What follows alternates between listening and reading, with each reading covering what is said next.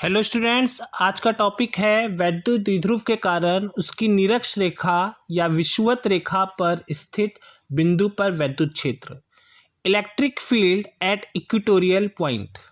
ठीक है, तो सबसे पहले हमें क्या करना है कि एक वैद्युत द्विध्रुव बनाना है। ये फिगर ध्यान से देखिए, बहुत ही इंपॉर्टेंट फिगर है। अगर आपने फिगर समझ लिया तो कैलकुलेशन बहुत ही ईजी है, तुरंत हो जाएगी ये प्रूफिंग।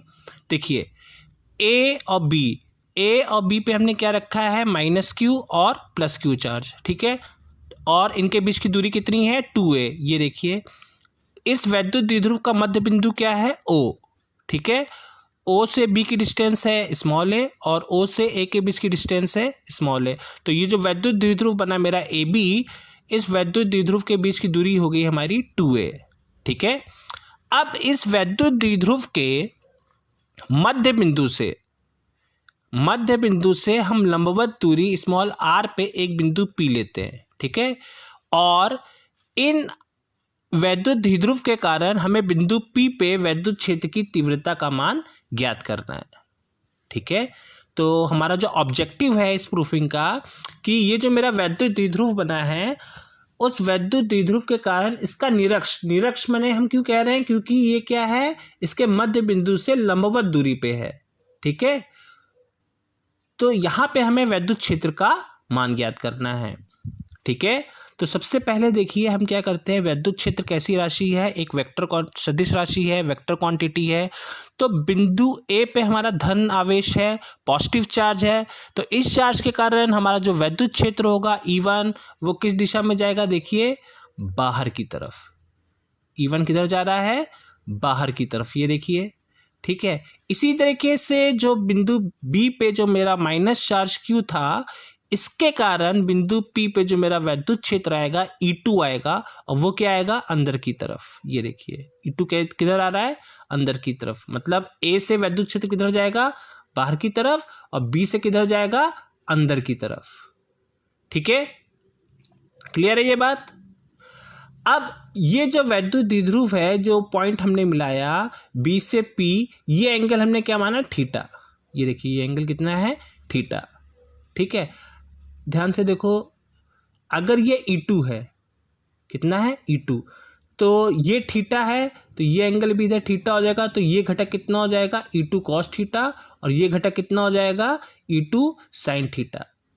इसको हमने क्या कर दिया, E2 को क्या कर दिया, इसके साइन और कॉस के घटकों में, कंपोनेंट में हमने क्या कर दिया, डिस्ट्रीब्यूट कर दिया। तो E2 को अगर आप कंपोनेंट में डिस्ट्रीब्यूट करोगे तो ये घटक कितना हो जाएगा, E2 cos थीटा, और ये कितना हो जाएगा, E1 sin थीटा। ठीक है, ठीक इसी तरीके से E1 को जब आप कंपोनेंट में, घटक में डिवाइड करोगे तो ये घटक आएगा आपका E1 cos थीटा, और ये कितना आ जाएगा, E1 sin थीटा। ठीक है, तो ये घटक ध्यान रखिएगा, बहुत ही इंपॉर्टेंट है। ठीक है, अब इस -q चार्ज के कारण और +q चार्ज के कारण हमें यहाँ पे क्या निकालना है, बिंदु P पे वैद्युत क्षेत्र। तो सबसे पहले हम क्या करेंगे, +q चार्ज के कारण बिंदु P पे जो वैद्युत क्षेत्र की तीव्रता का सूत्र लगाएंगे, वो क्या होता है, 1/4πε0 Q/r²। तो अब यहाँ A से P के बीच की दूरी कितनी होगी, देखिए ये A है, इसका आधार बेस कितना A है, परपेंडिकुलर डिस्टेंस कितनी है, r है। तो ये जो हाइपोटेनियस कर्ण होगी उसकी वैल्यू हो जाएगी √r² + a²। तो यहाँ पे EQ मैंने +q चार्ज के कारण जो E आएगा उसका परिमाण कितना होगा, 1/4πε0 Q/r² + a²। ठीक है, ठीक इसी तरीके से -q चार्ज के कारण बिंदु P पे वैद्युत क्षेत्र का परिमाण कितना होगा, 1/4πε0 Q/r² + a²। ठीक है, क्योंकि दूरी इस आवेश से इस बिंदु तक के बीच की दूरी कितनी लेंगे हम, ये दूरी लेंगे PB, तो ये r² + a² आ जाएगा।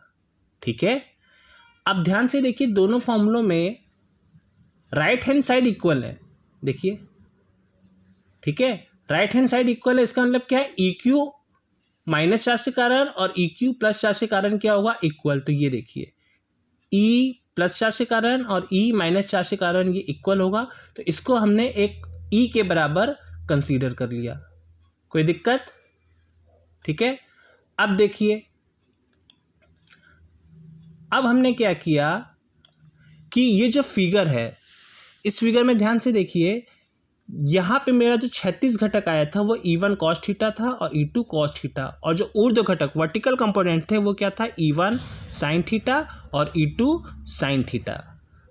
अगर देखिए E1 और E2 के परिमाण क्या है, बराबर है। देखिए यहाँ पे हमने निकाला ना, E1 ये EQ दोनों क्या है, इक्वल है। तो यहाँ से E1 sin थीटा इस दिशा में जा रहा है ऊपर की तरफ, और E2 sin थीटा किधर जा रहा है, नीचे की तरफ। तो दोनों घटकों की दिशा क्या है, विपरीत है।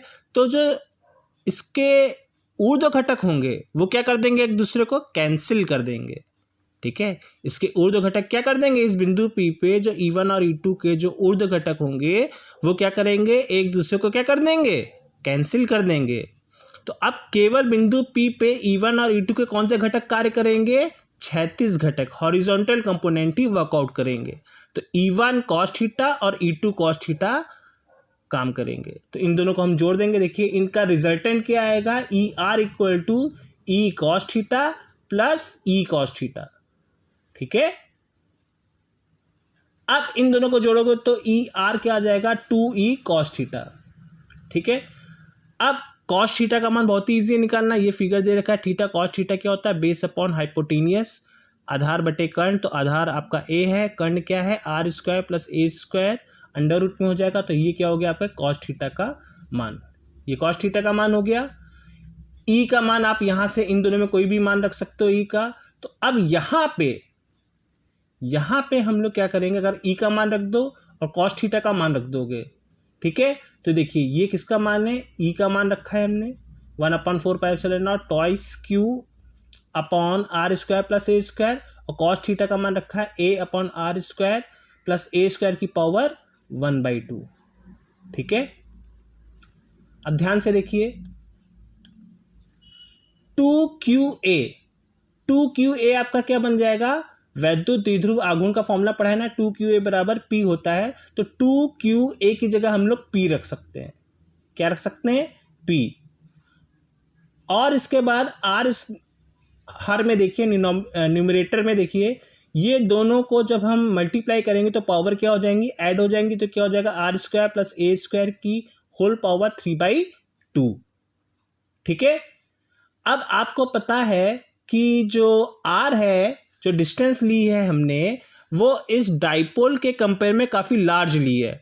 डाइपोल के जो बीच की डिस्टेंस होती है वो अल्प दूरी होती है, शॉर्ट डिस्टेंस होती है, और जो R ली है हमने वो इस डाइपोल के डिस्टेंस के कंपेयर में बहुत ही लार्ज डिस्टेंस लिए। तो R के कंपेयर में A को हम क्या कर देंगे, इस वाले समीकरण में R की तुलना में A को नेगलेक्ट कर देंगे तो A का मान 0 हो जाएगा।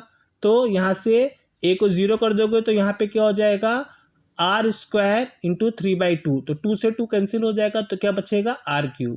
तो यहाँ पे जो हमारा फॉर्मूला बनेगा निरक्षीय स्थिति में वो क्या बनेगा, E बराबर 1/4πε0 P/R3। ये बहुत ही इंपॉर्टेंट फॉर्मूला है, एग्ज़ाम्स में कई बार इसकी प्रूफिंग आती है। इसको ठीक से कॉपी में करिए, करने के बाद पॉज एंड रिवाइंड करके आप इस वीडियो को समझेंगे तो आपको पूरा समझ में आ जाएगा। ठीक है, थैंक यू वेरी मच, धन्यवाद।